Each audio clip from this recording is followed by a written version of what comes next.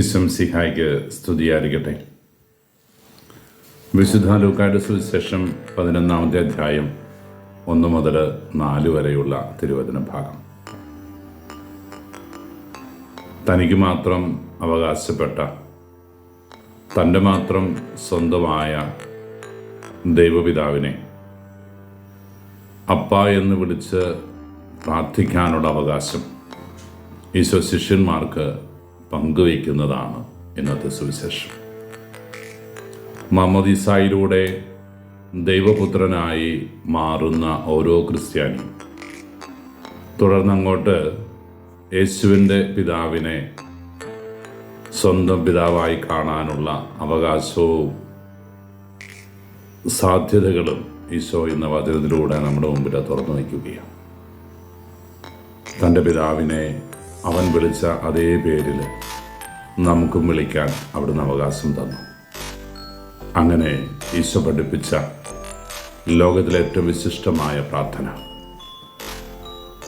ഈശോ ലോകത്തിന് പങ്കുവെച്ച് തന്ന തൻ്റെ പിതാവിനെ വിളിച്ച് പ്രാർത്ഥിക്കുന്ന പ്രാർത്ഥന നമ്മുടെ ഉള്ളം കയ്യിലേക്ക് അവിടുന്ന് വെച്ച് തന്നു. ശിഷ്യന്മാരോടൊന്ന് പറഞ്ഞു, നിങ്ങൾ പ്രാർത്ഥിക്കുമ്പോൾ ഇങ്ങനെ പ്രാർത്ഥിക്കണം. പിതാവായ ദൈവത്തെ അപ്പ എന്ന് വിളിച്ചുകൊണ്ട് പ്രാർത്ഥനയിൽ ഒരു ക്രിസ്ത്യാനി പുലർത്തേണ്ട, പ്രാർത്ഥനയ്ക്ക് നിർവചനമായി തീരേണ്ട, പ്രാർത്ഥനയുടെ അഭിവാജ്യ ഘടകങ്ങളായി തീരേണ്ട മേഖലകൾ ഈ പ്രാർത്ഥനയിൽ അവിടുന്ന് ഉൾച്ചേർത്ത് വയ്ക്കുകയാണ്.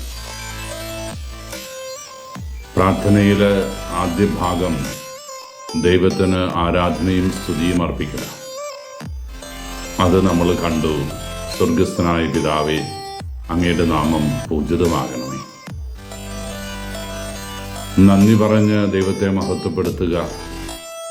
ഇത്രത്തോളം കൈപിടിച്ച് നടത്തിയ ദൈവത്തിന് നന്ദി പറയാനുള്ള ഒരു മനോഭാവം അത് നമുക്കുണ്ടാകണമെന്ന് ഈശോ പറഞ്ഞു വെക്കുന്നുണ്ട്. ചെയ്തുപോയ പാപങ്ങളെക്കുറിച്ച് മാപ്പ് ചോദിക്കാൻ മാപ്പപേക്ഷിക്കലിൻ്റെ 3-ാമതൊരു തലമുണ്ട്.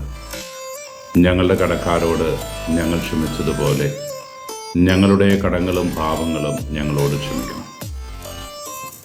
4-ാമതായി നമ്മുടെ നിയോഗങ്ങൾ ദൈവസന്നിധിയിൽ സമർപ്പിക്കണം. അന്നന്ന് വേണ്ട ആഹാരം ഇന്ന് ഞങ്ങൾക്ക് തരണം. മറ്റുള്ളവരോട് ക്ഷമിക്കാനുള്ള കൃപ തരണം. ഞങ്ങളുടെ പാപങ്ങൾ ഞങ്ങളോട് ക്ഷമിക്കണം. ഇതൊക്കെ യാചനാ പ്രാർത്ഥനകളാണ്.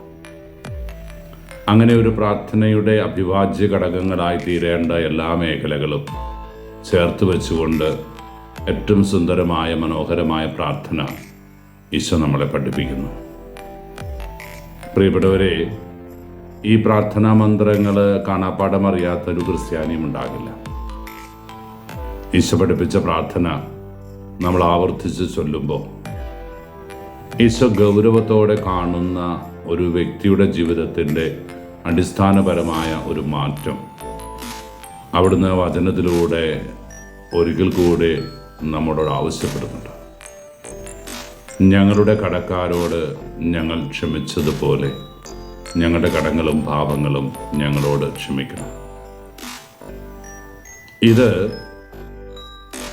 ഒരുപക്ഷെ ഭാഷാന്തരം ചെയ്തു വന്നപ്പോൾ നമ്മുടെയൊക്കെ കുടുംബ പ്രാർത്ഥനയിൽ ഞങ്ങളുടെ കടക്കാരോട് ഞങ്ങൾ ക്ഷമിക്കുന്നത് പോലെ എന്നും ക്ഷമിച്ചിരിക്കുന്നത് പോലെ എന്നൊക്കെ പറഞ്ഞ് വ്യാഖ്യാനിക്കാറുണ്ട്. എന്നാൽ വളരെ വ്യക്തമായ ഭാഷയിലാണ് ഏറ്റവും പുതിയ തർജ്ജിമകളിലൊക്കെ ഈ വാക്ക് കടന്നു വരിക.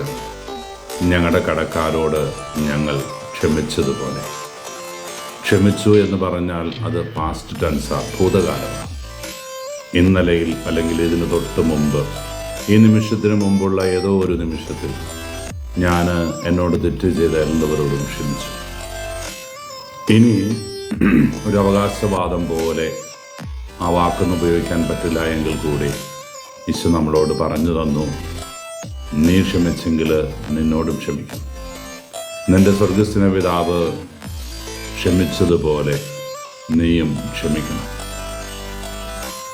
നീ ക്ഷമിച്ചെങ്കിലേ നിന്റെ പിതാവ് ക്ഷമിക്കും.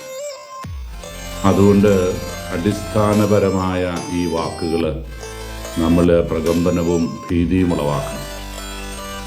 ഞങ്ങളുടെ കടക്കാരോട് ഞങ്ങൾ ക്ഷമിച്ചതുപോലെ ഞങ്ങളുടെ കടങ്ങൾ ക്ഷമിക്കണമെന്ന് പറയുമ്പോൾ അതിന് മറ്റൊരർത്ഥം കൂടി ഉണ്ടല്ലോ. ഞങ്ങളുടെ കടക്കാരോട് ഞങ്ങൾ ക്ഷമിക്കാത്തത് കൊണ്ട് ഞങ്ങളുടെ പാപങ്ങളും കടങ്ങളും ഒന്നും നീയും ക്ഷമിക്കേണ്ട ഈശോയെ എന്നുള്ളൊരു ധ്വനി. നമുക്ക് ക്ഷമിക്കാനാവാത്ത അനുഭവങ്ങൾ ഉണ്ടായിട്ടുണ്ടെങ്കിൽ, ക്ഷമിക്കാനാവാത്ത വ്യക്തികളുണ്ടായെങ്കിൽ, ക്ഷമ കൊടുക്കാത്ത ജീവിത സാഹചര്യങ്ങളുണ്ടായിട്ടുണ്ടെങ്കിൽ അവയൊക്കെയും ദൈവസന്നിധിയിൽ തുറന്നു വയ്ക്കണം. മത്തായി സുവിശേഷം 5-ാം അധ്യായത്തിൽ നമ്മളോട് പറയുന്നുണ്ടല്ലോ, നീ ബലിവസ്തുവുമായ അൾത്താരയിലേക്ക് വരുമ്പോൾ ആർക്കെങ്കിലും നിന്നോട് വിരോധമുണ്ടെങ്കിൽ, ആരോടെങ്കിലും വിരോധമുണ്ടെങ്കിൽ, നിനക്ക് ആരോടും വിരോധമുണ്ടാകാതിരിക്കാൻ ഒരു ബുദ്ധിമുട്ടില്ല. അതൊരു വാക്കിൽ പറഞ്ഞു തീർക്കാം. പക്ഷേ ഈശോ പറയുന്നത്, നിന്നോട് ആർക്കെങ്കിലും വിരോധമുണ്ടെങ്കിൽ അത് നമ്മുടെ സംസാര ഭാഷ, നമ്മുടെ ബോഡി ലാംഗ്വേജ്, നമ്മുടെ ചില പ്രവൃത്തികൾ, നമ്മുടെ ചില മനോഭാവങ്ങൾ, അതിനെയൊക്കെ അടിസ്ഥാനപ്പെടുത്തിയാണ്. അതുകൊണ്ട് തന്നെ എൻ്റെ വിധിയാളനായി വരുന്നത് മറ്റൊരുവനാണ്. അവനോട് എൻ്റെ പെരുമാറ്റമോ എൻ്റെ സംസാരമോ അവനിൽ നീരസമുളവാക്കിയിട്ടുണ്ടെങ്കിൽ, അസ്വസ്ഥതയുളവാക്കിയിട്ടുണ്ടെങ്കിൽ, അവൻ കരയാനോ കണ്ണീര് കുടിക്കാനോ നൊമ്പരപ്പെടാനോ ഇടയായിട്ടുണ്ടെങ്കിൽ, അവിടെ മനസ്സിൽ എനിക്ക് എന്നോട് അസ്വസ്ഥത തോന്നുന്ന എന്തെങ്കിലുമൊക്കെ ഉണ്ടായിട്ടുണ്ടെങ്കിൽ അത് തിരിച്ചറിഞ്ഞ് അവനുമായി നീ രമ്യപ്പെടണമെന്ന് ഈശോ പറയുന്നുണ്ട്. ഇതെല്ലാം ചേർത്ത് വെച്ചുകൊണ്ട് ഈ പ്രാർത്ഥനയെ കൂടുതൽ അർത്ഥപൂർണമാക്കാൻ, അർത്ഥം ഉൾക്കൊണ്ടുകൊണ്ട് ഈ പ്രാർത്ഥന ഹൃദയത്തിൻ്റെ സ്വരമായി, പ്രാർത്ഥനയായി ഉയർത്തുവാൻ നമുക്കെല്ലാവർക്കും ആഗ്രഹിക്കണം. അതിനുള്ള കൃപയ്ക്ക് വേണ്ടി നമുക്ക് ആഗ്രഹിക്കാം. ഈശോ അനുഗ്രഹിക്കട്ടെ. കർത്താവ് ശംസിഹായുടെ കൃപയും പിതാവായ ദൈവത്തിൻ്റെ സ്നേഹവും പരിശുദ്ധാരൂപിയുടെ സഹവാസവും നമ്മളെവിടും കൂടി ഉണ്ടായിരിക്കട്ടെ, ഇപ്പോഴും എപ്പോഴും എന്നേക്കും. ആമേൻ.